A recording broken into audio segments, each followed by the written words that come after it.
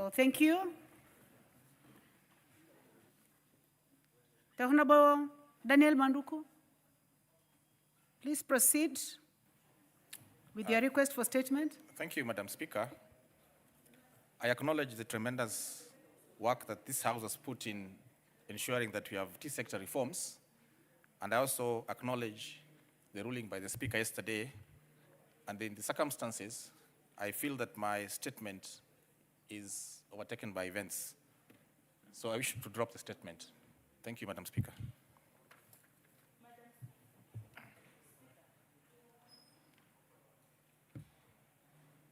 So, Honorable Manduku, it's overtaken by events? Madam Speaker, there was a lot of work that the Committee on Agriculture put in yesterday. Okay. And the Speaker guided on this matter. Yeah, that makes sense. I can see the chair is in. Chair, would you like to make a comment on that? Proceed, Chairman, Agriculture. Honorable Speaker, I would like to inform the Honorable Manduku what happened yesterday. I made a statement to the House that we have started an inquiry into the pricing of tea to try and find out exactly why tea is better paid in the east of the Rift Valley as compared to the west of Rift Valley. And in this inquiry, in his wisdom, the Honorable Speaker asked the members who come from the tea growing areas from the west of the Rift Valley who are interested in joining our committee throughout this period of inquiry to register themselves, and I would like to request that the Honorable Manduku joins us.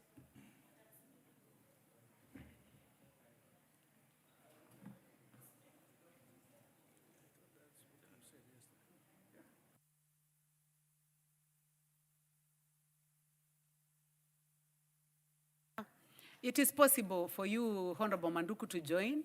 The Speaker already gave an opportunity to several members, especially those who come from that region, but there is no problem. You can write to the chair and join the team if you want to do that. Thank you. Yes, member for Kisii County.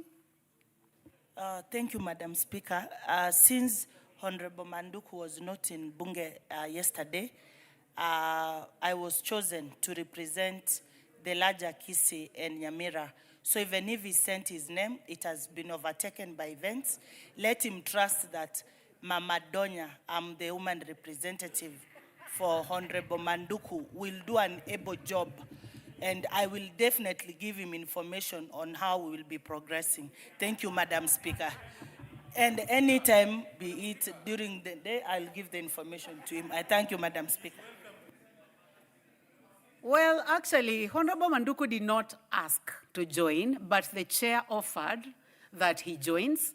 I would like to ask you, Honorable Manduku, do you have 100% faith in the chair, in the information that you will get from, you are likely to get from the member for Kisii County? Madam Speaker, whilst I acknowledge the women rep's sentiments, I want to confirm that she doesn't own a single bush of tea.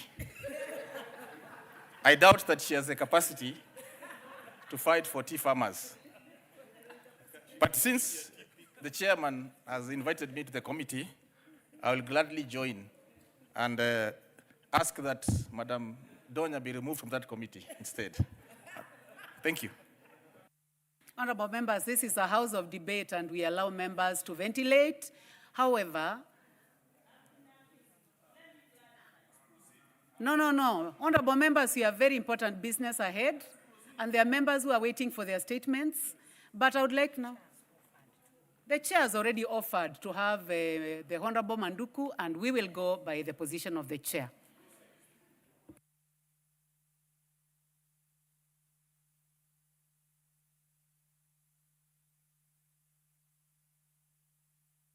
Yes, Honorable Kagombe, anything out of order? Do you have your card today? It has just come. Chair, sorry, the clarification that I was seeking is that is whether the extension by the chair involves the members of parliament who come from the east of the Rift, because the ruling that was done yesterday and the people who were enjoined was specifically from one side, which is the west of the Rift. But it is important to know that the dichotomy that has been presented here as east and west, that then we may need members from the east of the west. And therefore, Chairman, if you're extending your magnanimity, please invite equal number of members from the east of Rift to also represent their members who are also tea pickers. I am a tea grower, and I am a member of the KTDA fraternity who are paid the different amounts of money. And I know the importance of our members from the east of the Rift, specifically Murang'a, Kiambu, Murang'a, Nyeri, Kirinyaga, Meru, and Embu. If we are to involve other members of parliament, specifically because they come from the western region, and we leave out members of parliament in that committee who come from the east of Rift, then we shall not get any proper dialogue. Thank you, Chair. For members, this matter was handled yesterday by the Speaker, and I would like to inform you that if you want to join, you can write to the chair. Normally, there is a freedom of joining the committee as a member of parliament. But in terms of who goes in and out, that matter was closed yesterday by the Speaker. Next, honorable members will be the Honorable Gabriel Kagombe, MP, Gatundu South. Not on that matter, Chair. Not on that matter. Honorable Speaker, pursuant to the provisions of Standing Order number 44-2, I rise to request for a statement from the Chairman of the Departmental Committee on Defense, Intelligence, Foreign Relations regarding the compensation of ex-service officers of the Kenya Air Force. Honorable Speaker, Messrs. David Gitau Njau and L.R. Ngure were commissioned officers serving in the Kenya Air Force at the time of the attempted coup d'etat of 1st August 1982. On diverse dates, between the 1st and the 4th August 1982, they were arrested by officers of the Kenya Army on suspicion of participating in the attempted coup. Thereafter, they were held in prison custody without trial for periods spanning from 6 months to several years, during which they were subjected to torture and inhumane treatment. They were eventually released without being charged or pardoned. Further, they were unlawfully dismissed from service on grounds of redundancy without being accorded a hearing. This dismissal led to the forfeiture of their dues and terminal benefits, including pension, gratuity, and unpaid salaries. Honorable Speaker, in pursuit of justice, Mr. David Njau filed a High Court petition number 340 of 2012, David Gitau Njau and 10 others versus the Honorable Attorney General in 2013, KEHC 6752, Kenya Law Reports, wherein the court found that they were unlawfully dismissed from service and awarded each of them Kenya shillings 5,500,000. This judgment was also upheld by the Court of Appeal in the case of Samuel Chege Gitau and 283 others versus the Attorney General, 2016 KELC 1837 Kenya Law Report. It is also worth noting that during the 12th Parliament, a petition on the matter was referred to the Budget and Appropriations Committee, where prayers that funds be allocated to the Ministry of Defense and the financial year for compensation and settlement of the decretal debts and interest accrued thereof to the ex-service officers of the Kenya Air Force who were dismissed in 1982. However, despite these judicial pronouncements, the Parliament interventions, the ex-service and Parliament interventions, the ex-service officers remain unpaid to date. They are now senior citizens, Mr. Speaker, without any meaningful sources of livelihood, and further delay in compensation aggravates the deteriorating conditions of life. Honorable Speaker, it is against this background that I request for a statement from the chairperson of the Departmental Committee on Defense, Intelligence, and Foreign Relations on the following. 1, a report on the status of compensating Messrs. David Gitau Njau and L.R. Ngure, including any actions taken by the Ministry of Defense to factor the decretal funding in the financial year 2025-2026. And number 2, the timelines within which the ex-officers will be compensated in light of the fact that the High Court granted them various awards on account of both the irregular dismissal as well as subsequent unlawful detainment. I thank you, Honorable Speaker. Very much. Chair, it's a chain. Chair, Defense, Intelligence and Foreign Relations, the Vice Chair, member of that committee. Yes, Honorable Yusuf. When can we get a response to this?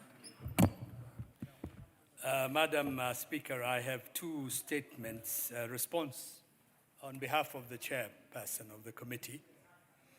The first one is in response. Well, for now, it's just concerning the statement. When is the member for Gatundu likely to get a response to the statement that he has raised? Is that the standard? 2 weeks? Yeah, 2 weeks is good. Okay. Thank you. Honorable members, next statement by the Honorable Joyce Kamene. She already informed the Speaker, and that statement is hereby deferred. We have responses, and we are.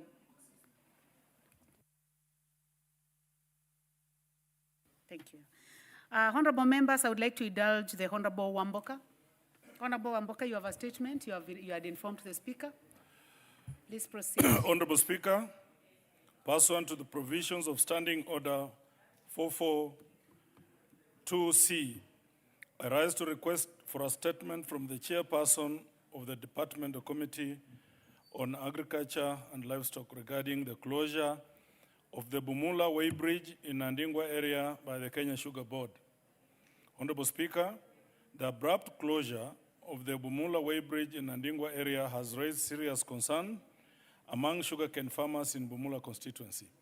The closure undertaken by Kenya Sugar Board appears to contravene the provisions of the Sugar Act number 11 of 2024, which expressly excludes the former Mumias area, that is Bumula constituency, from being classified as part of the upper zone. This action has caused confusion and disruption in cane transportation and weighing operations, adversely affecting over 10,000 sugarcane farmers in the region.